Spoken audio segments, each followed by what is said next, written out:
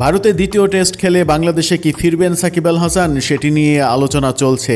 তাকে ফেরানো হবে কিনা, তিনি ফিরলে তাকে গ্রেপ্তার করা হবে কিনা, সেই ব্যাপারে যখন আলোচনা চলছে তখন আইন উপদেষ্টা আসিফ নজরুল কি বলছেন।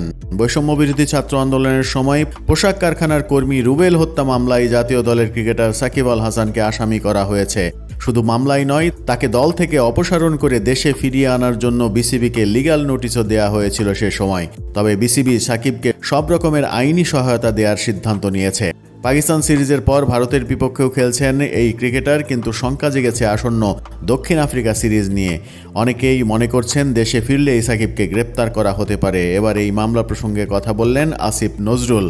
যুক্তরাষ্ট্রভিত্তিক একটি বাংলা সংবাদ মাধ্যমকে সাক্ষাৎকার দিয়েছেন তিনি। সেখানে উঠে এসেছে সাকিবের বিরুদ্ধে করা মামলার বিষয়টি। জবাবে আসিফ নজরুল বলেছেন, মামলার কারণে সাকিব কিংবা জায়েদ খান তাদের কারো সঙ্গে কি গ্রেপ্তারের ঘটনা ঘটেছে?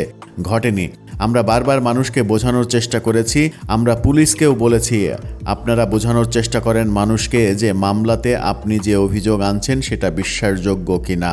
তিনি বলেন, বিগত সরকারের আমলে যাদেরকে নিপীড়ন সংস্থায় পরিণত করা হয়েছিল তাদের অনেক সময় সেই সৎ সাহস থাকে না জনতাকে নিয়ন্ত্রণ করার, যে কারণে এ ধরনের ঘটনা প্রথম দিকে ঘটেছে। এরপর আমরা চেষ্টা করেছি এবং এখন অনেকটাই হ্রাস পেয়েছে। সাকিবের বিরুদ্ধে হওয়া মামলা ব্যক্তিগত, এটা রাষ্ট্র করেনি বলে মন্তব্য করেছেন আসিফ নজরুল। তার ভাষ্য, যখন কেউ মামলা করে, মামলা করাটা মানুষের অধিকার। ব্যক্তিগতভাবে একজন মামলা করে দিল, এই মামলাগুলো পুলিশ করেনি। পুলিশ যদি করে থাকে তাহলে বুঝবেন এটার সঙ্গে রাষ্ট্র জড়িত। এই মামলাগুলো ব্যক্তিগতভাবে করা হয়েছে।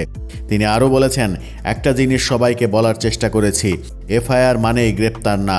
কিছু কিছু মানুষ যখন আমাদের সঙ্গে যোগাযোগ করে যে এই মামলা তার নামে হওয়ার কথা না, আমরা স্বরাষ্ট্র মন্ত্রণালয় একসঙ্গে কাজ করছি। আমরা আশ্বাস দেওয়ার চেষ্টা করি যে পুলিশ বিশ্বাসযোগ্য তথ্য না পেলে আপনাদের গ্রেপ্তার করবে না। আসিফ নজরুল যখন বলছেন মামলা মানে গ্রেপ্তার নয়, তখন গতকালকেই আমরা দেখেছি একজন নাট্য পরিচালককে মিথ্যা একটি মামলায় গ্রেপ্তার করতে।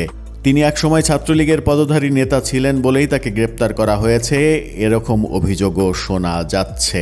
এখন সাকিব আল হাসানের ব্যাপারে কি করা হবে সেটি দেখার বিষয়।